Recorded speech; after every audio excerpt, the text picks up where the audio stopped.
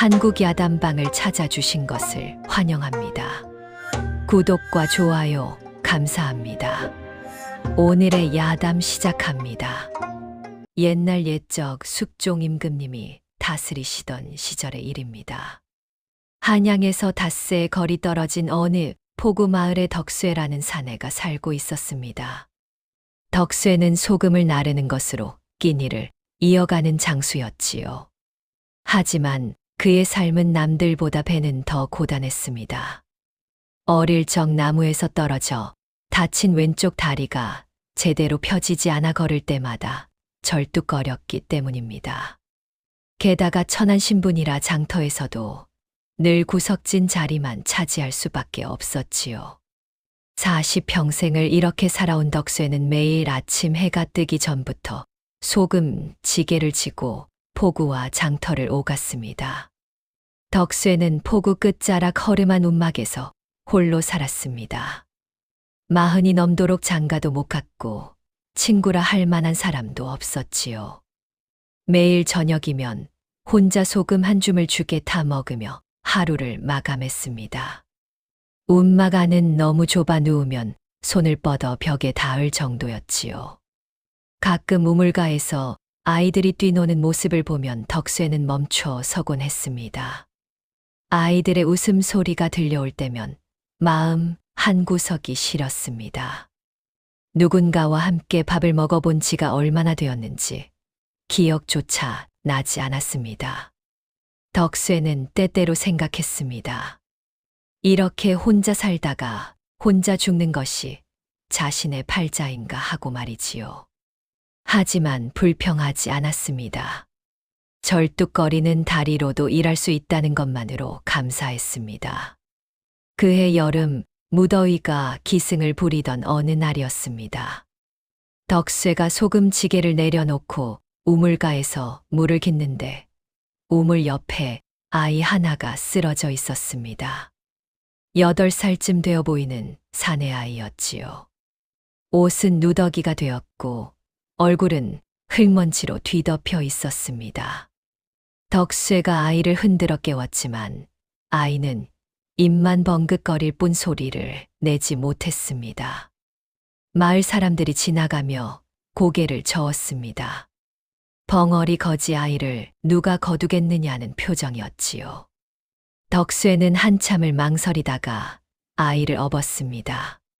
그리고 절뚝거리며 자신의 움막으로 향했습니다. 덕쇠는 아이에게 물을 먹이고 죽을 끓여 주었습니다. 아이는 죽을 개걸스럽게 먹어치웠지요. 얼마나 굶었는지 그릇을 혀로 핥을 정도였습니다. 며칠이 지나자 아이의 기력이 돌아왔습니다. 덕쇠는 아이의 이름을 물었지만 아이는 여전히 말을 하지 못했습니다. 그저 손가락으로 자신의 배를 가리키며 복을 뜻하는 듯한 동작을 했고 덕쇠는 그를 복동이라고 부르기로 했습니다. 복동이는 말은 못했지만 신기한 버릇이 있었습니다. 막대기로 땅바닥에 그림을 그리는 것이었지요. 처음에는 단순한 선들이었지만 점점 사람의 얼굴이 되고 짐수레가 되고 나무가 되었습니다. 어느 날 복동이가 덕쇠의 얼굴을 땅에 그렸습니다. 절뚝이는 다리까지 똑같이 그려냈지요. 덕쇠는 그 그림을 보며 빙그레 웃었습니다. 태어나서 처음으로 누군가 자신의 모습을 그려준 것이었습니다. 마을 사람들은 비웃었습니다. 절름바리가 벙어리를 거뒀다고 거지 둘이 모여봤자 거지라고 말이지요. 하지만 덕쇠는 개의치 않았습니다. 복동이가 있다는 것만으로도 움막이 덜 쓸쓸했으니까요. 보름쯤 지났을 때 대상인이 덕쇠를 불렀습니다. 대상인은 마을에서 소금 거래를 도맡아 하는 사람으로 덕쇠에게 소금을 나르게 하고 품삯을 주는 주인이었지요. 대상인이 말했습니다. 저 아이를 관아에 넘기면 포상금, 은자 2냥을 주겠다고 말이지요.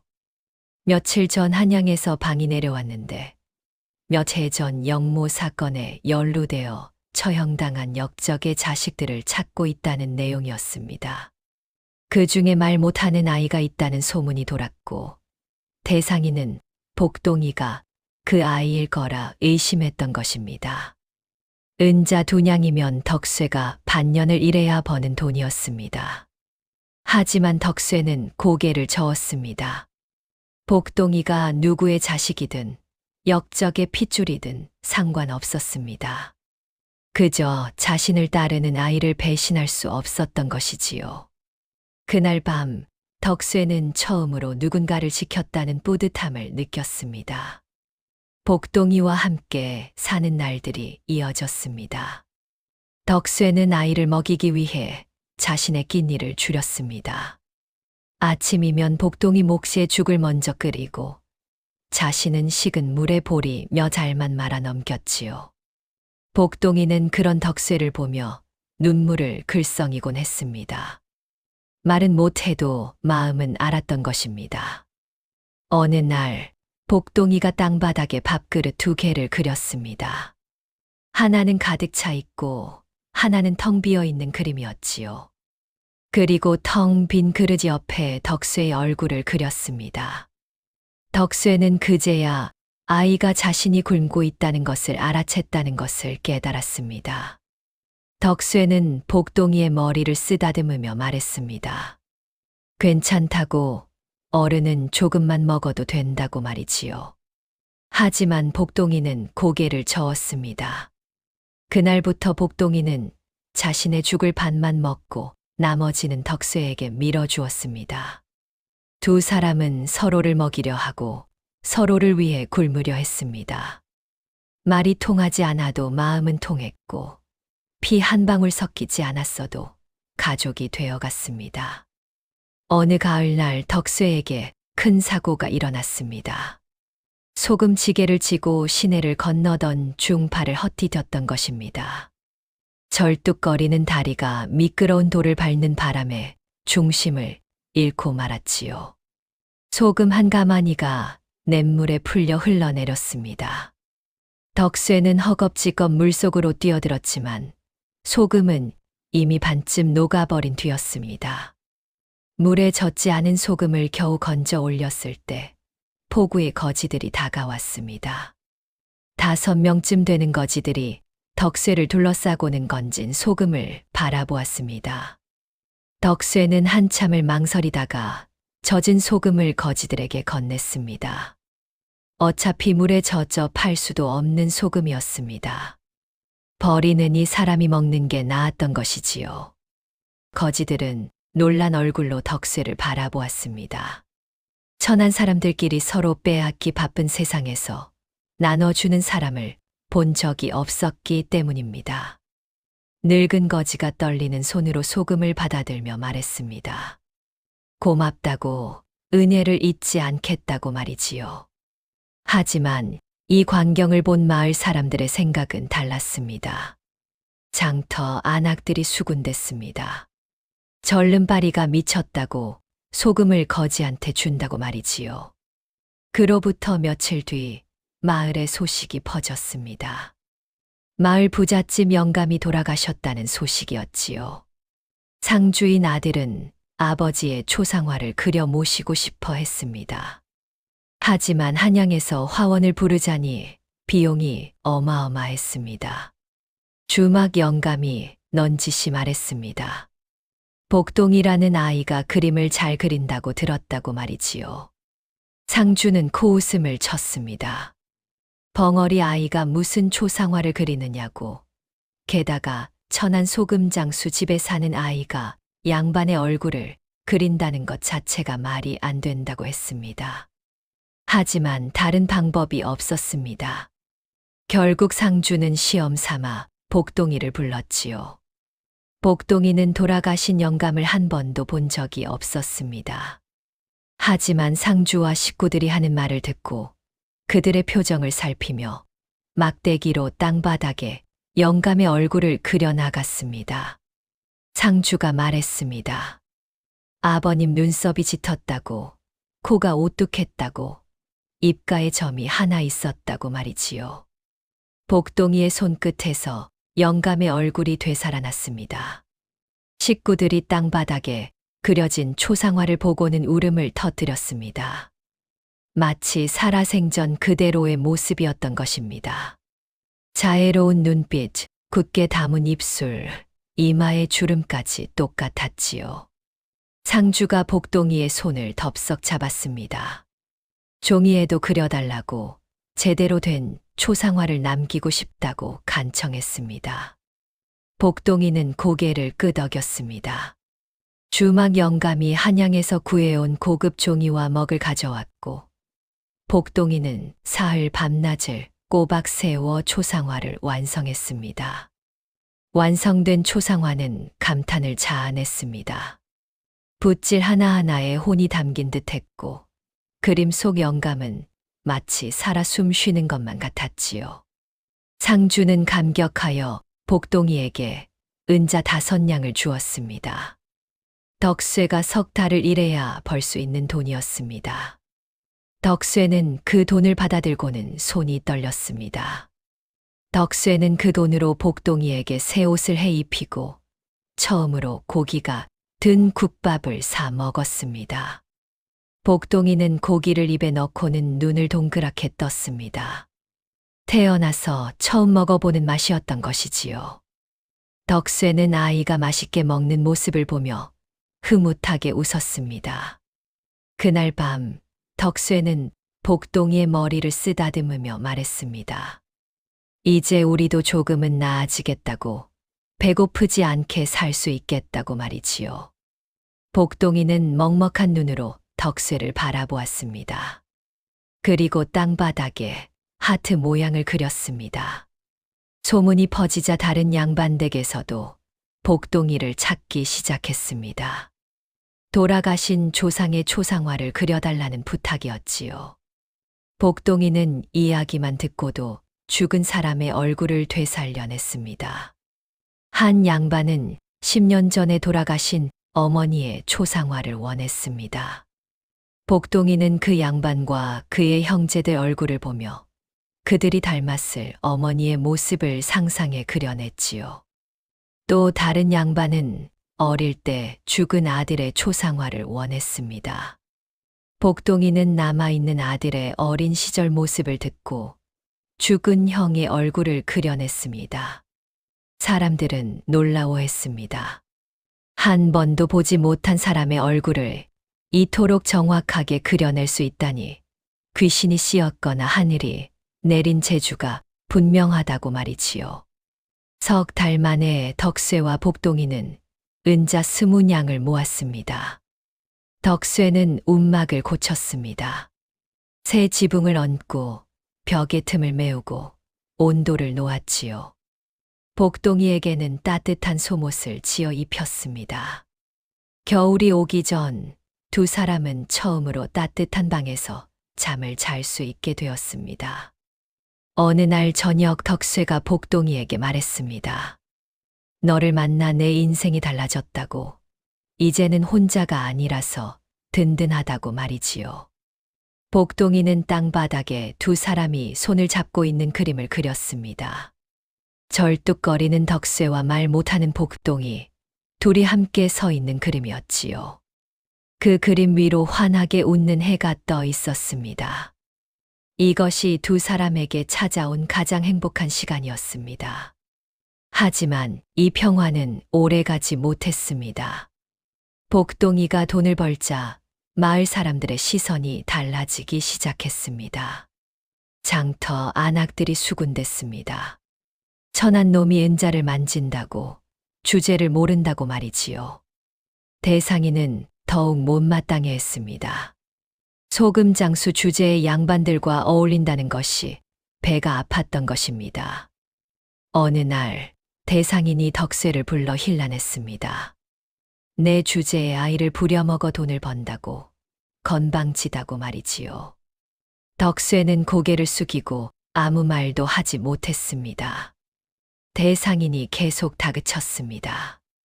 소금 일을 소홀히 한다고, 복동이 때문에 정신이 팔려 일을 제대로 못한다고 말이지요. 사실이 아니었습니다. 덕쇠는 여전히 새벽부터 밤까지 소금을 날랐고 하루도 빠짐없이 일했습니다. 하지만 대상이는 트집을 잡았습니다.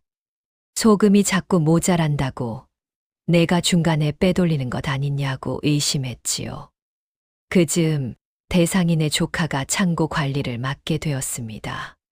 20살 남짓한 젊은이로 매화 문양이 수놓인 고급 도포를 입고 다녔습니다. 한양에서 공부하다가 낙방하여 내려온 양반 자제였지요. 조카는 품삯을 받기로 하고 일을 시작했지만 대상이는 몇 달째 돈을 주지 않았습니다. 조카의 얼굴에는 날이 갈수록 불만이 쌓여갔습니다.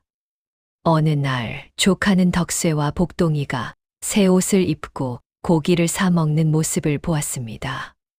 천한 소금 장수가 자신보다 나은 삶을 사는 것을 보자 이를 갈았습니다. 조카는 중얼거렸습니다. 천한 놈들이 분수도 모르고 잘난 체 한다고 반드시 혼을 내주겠다고 말이지요.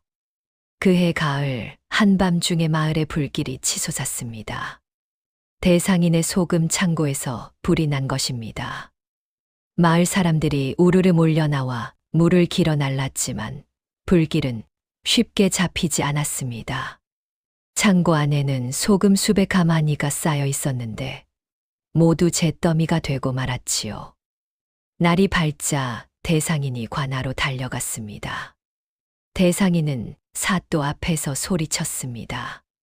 소금 장수 덕쇠가 불을 질렀다고 소금을 훔치려다 들킬까 두려워 증거를 없앴다고 말이지요. 조카도 거들었습니다. 덕쇠가 요즘 돈을 벌어 건방져졌다고 더 많은 소금을 훔치려고 창고에 침입했을 것이라고 증언했습니다.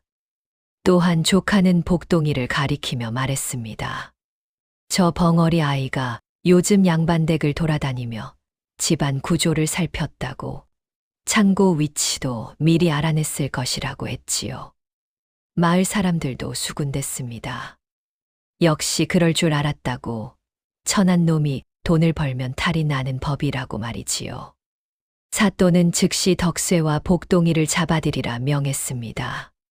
그날 오후 관노들이 덕쇠의 움막으로 들이닥쳤습니다. 덕쇠는 소금을 나르다가 돌아와 움막이 부서지고 있는 것을 보았습니다. 복동이가 끌려가며 소리 없이 울부짖었지만 아무도 귀 기울이지 않았습니다. 덕쇠도 곧바로 붙잡혀 관아로 끌려갔습니다.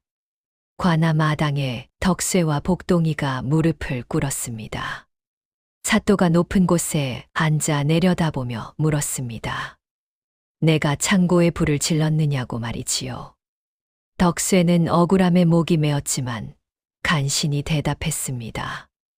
아니라고 자신은 그날 밤 움막에서 잠을 잤다고 말이지요. 사또가 코웃음을 쳤습니다. 증인이 있느냐고 천한 놈의 말을 누가 믿겠느냐고 했습니다. 덕쇠는 복동이를 가리켰습니다. 이 아이가 증인이라고 자신과 함께 있었다고 말했지요. 하지만 사또는 비웃었습니다. 벙어리가 무슨 증인이냐고 말도 못하는 놈의 증언을 어떻게 믿느냐고 했습니다. 한편 관노들은 덕쇠의 움막을 완전히 부숴버렸습니다. 복동이가 그린 초상화들도 모두 찢겨 나갔습니다. 복동이가 정성스럽게 그린 그림들이 바람에 날려 흩어졌지요. 복동이가 벌어준 은자도 모두 압수당했습니다. 이것이 훔친 소금을 판 돈이라는 것이었습니다. 마을 사람들은 관아 밖에 모여 구경했습니다. 누군가 말했습니다. 역시 천한 놈은 천하게 산다고 역적의 자식을 거둔 놈이 제대로 될 리 없다고 말이지요. 복동이는 땅바닥에 주저앉아 눈물을 흘렸습니다. 소리는 나지 않았지만 온몸이 떨렸습니다. 사또가 형벌을 내리려 할 때 관아 문이 벌컥 열렸습니다. 거지 5명이 우르르 들어왔습니다. 덕쇠가 소금을 나눠줬던 바로 그 거지들이었지요. 늙은 거지가 앞으로 나서며 말했습니다. 덕수에는 도둑이 아니라고, 오히려 자신의 것을 나눠주는 사람이라고 증언했습니다. 다른 거지들도 거들었습니다. 덕수가 물에 젖은 소금을 자신들에게 줬다고, 팔 수 있었던 소금인데도 나눠줬다고 말이지요. 이어서 과부 한 명이 들어왔습니다.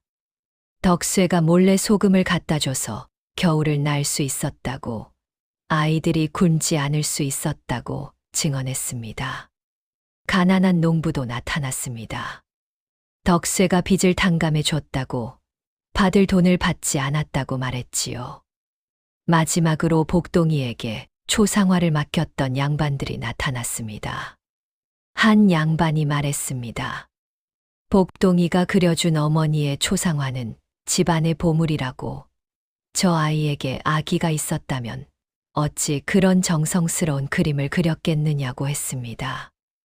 또 다른 양반도 거들었습니다. 덕수에는 천한 신분이지만 마음만큼은 양반보다 고귀하다고, 그런 사람이 도둑질을 할 리 없다고 말이지요. 증언이 이어지자 사또의 표정이 조금 흔들렸습니다. 하지만 대상인이 벌떡 일어나 소리쳤습니다. 저것들은 모두 덕수에게 뇌물을 받은 것이라고, 미리 짜고 거짓 증언을 하는 것이라고 말이지요. 사또는 한참을 생각하다가 입을 열었습니다. 더욱 의심스럽다고, 가난한 소금 장수가 어찌 그리 많은 사람에게 은혜를 베풀 수 있겠느냐고 말이지요. 사또가 따져 물었습니다. 내가 소금을 훔쳐 팔아서 돈을 벌고 그 돈으로 사람들에게 뇌물을 준 것 아니냐고 말입니다. 덕수가 항변했습니다. 복동이가 그림을 그려 돈을 벌었다고, 그 돈으로 사람들을 도왔다고 말이지요. 사토는 고개를 가로저었습니다. 그것이 오히려 더 수상하다고 했습니다. 복동이가 초상화를 그릴 줄 안다는 것은 어디선가 제대로 된 스승에게 배웠다는 뜻이라고 말이지요. 사또가 복동이를 노려보며 물었습니다. 내 아비가 누구냐고, 어디서 그림을 배웠느냐고 말입니다. 복동이는 고개를 숙인 채 떨기만 했습니다. 사또가 소리쳤습니다. 몇 해 전 영모 사건으로 처형당한 도화서 화원 김석, 그의 자식 중에 말 못하는 아이가 있었다고, 내가 바로 그 역적의 자식 아니냐고 따져 물었습니다. 과나 아니 술렁였습니다. 역적의 자식이라는 말에 사람들이 웅성거렸지요. 사또가 덕쇠를 가리키며 말했습니다. 역적의 자식을 숨겨준 것부터가 역모라고, 내가 역적 무리와 한패가 아니냐고 의심했습니다. 덕쇠는 아무것도 몰랐다고, 그저 굶어 죽어가는 아이를 살렸을 뿐이라고 호소했습니다. 하지만 사또는 듣지 않았습니다.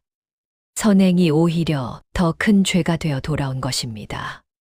사또가 형벌을 내리라 명했습니다. 매를 쳐서 자백을 받아내라는 명령이었지요. 관노들이 덕쇠를 끌어내어 형틀에 묵히려 했습니다. 복동이가 발악하듯 땅바닥을 긁어댔습니다.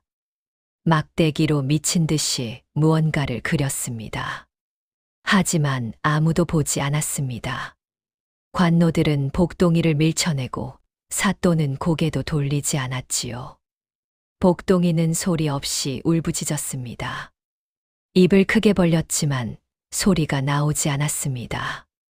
그 모습이 얼마나 애처로웠는지 구경하던 사람들 중 몇몇은 고개를 돌렸습니다. 복동이는 계속 그렸습니다. 불난 날 밤의 장면을 그렸습니다.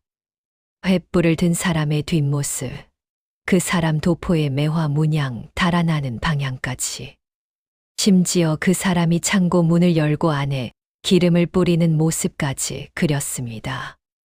아버지 김석에게서 물려받은 천부적인 재능으로 그날 밤을 한치의 오차도 없이 재현해낸 것입니다. 하지만 사람들의 관심은 오직 덕쇠에게만 쏠려 있었습니다. 바로 그때였습니다. 주막 영감이 관아 마당으로 뛰어들어왔습니다. 영감은 숨을 헐떡이며 소리쳤습니다. 잠깐만 기다리라고, 저 아이의 그림을 보라고 말이지요. 사또가 인상을 찌푸렸습니다. 무례하게 관아에 뛰어드는 것이 무슨 짓이냐고 꾸짖었습니다. 하지만 주막 영감은 물러서지 않았습니다. 영감은 복동이가 그린 땅바닥 그림을 가리켰습니다. 사람들이 그제야 복동이의 그림을 보았습니다. 그림에는 횃불을 든 사람이 창고 문을 여는 장면이 그려져 있었습니다. 그 사람의 도포에는 매화 문양이 선명했지요. 주막 영감이 외쳤습니다. 이 매화 문양은 대상인 댁 조카 놈의 도포에 있던 것이 아니냐고 말입니다. 영감은 술값을 받으려고 조카를 몇 번이나 쫓아다녔기에 그 옷을 똑똑히 기억하고 있었던 것입니다. 관아 안이 술렁거렸습니다. 대상인이 벌떡 일어나 항변했습니다. 말도 안 된다고 벙어리 아이의 낙서를 믿겠느냐고 소리쳤지요. 조카도 얼굴이 하얗게 질렸지만 애써 태연한 척하며 말했습니다. 매화 문양 도포를 입은 사람이 자신만 있는 것이 아니라고 누명이라고 우겼습니다. 바로 그때 관아 문 밖에서 또 다른 사람들이 들어왔습니다. 포구의 거지들이었습니다. 앞장선 늙은 거지가 떨리는 손으로 무언가를 꺼냈습니다. 호패였습니다. 거지가 말했습니다.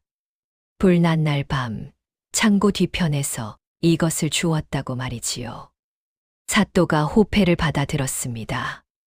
호패에는 조카의 이름과 본관이 선명하게 새겨져 있었습니다. 조카의 얼굴에서 핏기가 싹 가셨습니다. 사또가 조카를 노려보며 물었습니다. 이것이 내 것이 아니냐고, 어찌 화재 현장에서 내 호패가 나왔느냐고 따져 물었지요. 조카는 말을 더듬었습니다. 잃어버렸다고, 언제 잃어버렸는지 모른다고 변명했습니다. 하지만 사또는 더 이상 속지 않았습니다. 즉시 조카를 잡아들이라 명했습니다. 조카는 도망치려 했지만 관노들에게 붙잡혔습니다. 사또가 호통을 쳤습니다. 사실대로 말하지 않으면 혹독한 형벌을 받을 것이라고 말이지요. 조카는 버티다가 결국 무릎을 꿇었습니다. 그리고 떨리는 목소리로 자백하기 시작했습니다. 조카가 털어놓기 시작했습니다. 자신이 창고에 불을 질렀다고, 하지만 혼자 한 일이 아니라고 말이지요. 관아 안이 다시 술렁거렸습니다. 조카는 대상인을 가리켰습니다. 모든 것이 숙부의 계획이었다고 털어놓았습니다. 대상인이 벌떡 일어나 소리쳤습니다. 이놈이 미쳤다고, 무슨 헛소리냐고 고함쳤지요. 하지만 조카는 계속 말을 이어갔습니다. 올해 소금값이 크게 떨어졌다고, 대상인이 쌓아둔 소금을 팔 수가 없어서 큰 빚을 지게 되었다고 말했습니다. 그래서 대상인이 계획을 꾸몄다는 것입니다. 창고를 태워 화재 피해를 관아에 신고하고 세금 감면을 받으려 했다고 말이지요. 게다가 덕쇠를 방화범으로 몰아 그동안 주지 않았던 품삯도 떼어 먹으려 했다는 것입니다. 조카는 숙부의 계획에 따라 불을 질렀지만 나중에 자신만 죄를 뒤집었을까 두려웠다고 했습니다. 그래서 일부러 호패를 현장에 떨어뜨려 두었다는 것입니다. 만약 일이 틀어지면 숙부를 배신할 증거로 삼으려 했던 것이지요. 사또가 대상인을 노려보았습니다. 대상인은 손사래를 치며 부인했습니다. 조카 놈이 거짓말을 한다고 품삯을 못 받은 앙심으로 자신에게 죄를 뒤집어 씌운다고 주장했습니다. 하지만 사또는 관노들에게 명했습니다. 대상인의 장부를 압수하라고, 빈 문서를 모두 가져오라고 했지요. 조사 끝에 진실이 드러났습니다. 대상인이 거액의 빚을 지고 있었고 소금을 팔지 못해 파산 직전이었다는 것이 밝혀진 것입니다. 사또가 판결을 내렸습니다. 대상인과 조카 모두 방화죄와 무고죄로 엄벌에 처한다고 말이지요. 대상인과 조카가 끌려나갔습니다. 덕쇠는 풀려났습니다. 관노들이 몸에 묶였던 밧줄을 풀어주었지요. 덕쇠는 비틀거리며 복동이에게 다가갔습니다. 아이를 끌어안으며 등을 토닥였습니다. 복동이는 덕쇠의 품에 안겨 소리 없이 울었습니다. 사또가 복동이를 불렀습니다. 그리고 조용히 물었습니다. 내가 정말 역적 김석의 자식이냐고 사실대로 말하라고 했습니다. 관아 안이숨을 죽였습니다. 주막 영감이 앞으로 나섰습니다. 영감은 복동이를 감싸며 말했습니다. 이 아이가 누구의 자식이든 중요하지 않다고, 아이는 덕쇠를 구했다고 말이지요. 영감은 계속 말을 이었습니다. 아버지가 역적이라고 해서 아들까지 역적이냐고, 이 아이는 말도 못하고 그저 그림으로만 세상과 소통할 뿐이라고 했습니다. 그림으로 진실을 밝혔다고, 그림으로 억울한 사람을 구했다고, 이것이 어찌 죄가 되겠느냐고 항변했습니다. 초상화를 맡겼던 양반들도 나섰습니다. 복동이가 그려준 조상들의 얼굴이 집안의 보물이라고, 이 아이에게는 선한 마음만 있다고 증언했습니다. 사또는 한참을 생각했습니다. 그리고 마침내 입을 열었습니다. 역적의 자식이라는 확증이 없다고, 설령 그렇다 해도 덕쇠를 구한 공이 있으니 이번은 눈 감아 주겠다고 말했습니다. 단 다시는 이 아이의 출신을 들추지 말라고, 그냥 조용히 살게 내버려 두라고 명했습니다. 덕쇠와 복동이는 관아를 나섰습니다.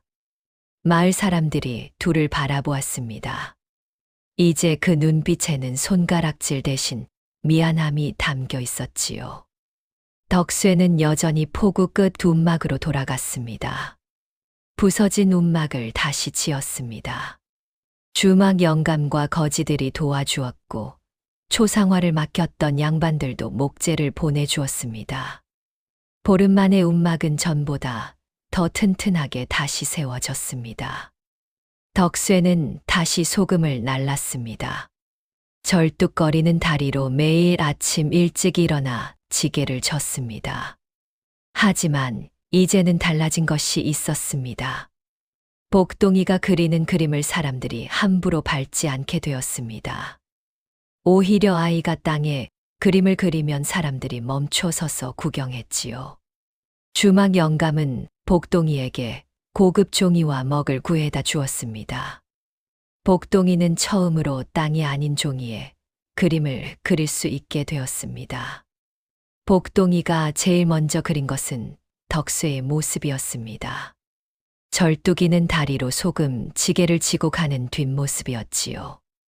그림 속 덕쇠의 등은 조금도 구부러지지 않았고 오히려 당당해 보였습니다. 덕쇠는 그 그림을 보며 눈시울이 붉어졌습니다. 태어나서 처음으로 누군가 자신을 이렇게 곧게 그려주었기 때문입니다. 마을 사람들은 뒤늦게 고개를 끄덕였습니다. 말없는 아이의 그림이 말하는 사람들의 거짓보다 더 큰 진실을 담고 있었다는 것을, 절름발이 소금장수의 선행이 양반 상인의 악행보다 더 고귀했다는 것을 깨달았지요. 덕쇠는 여전히 가난했고 복동이는 여전히 말이 없었습니다. 하지만 두 사람은 서로를 지켜냈고 그것만으로도 충분히 행복했습니다. 세월이 흘러 복동이는 훌륭한 화원이 되었습니다. 비록 말은 못했지만 그의 그림은 세상에 진실을 말했습니다. 그리고 늙은 덕쇠를 평생 모시며 살았습니다.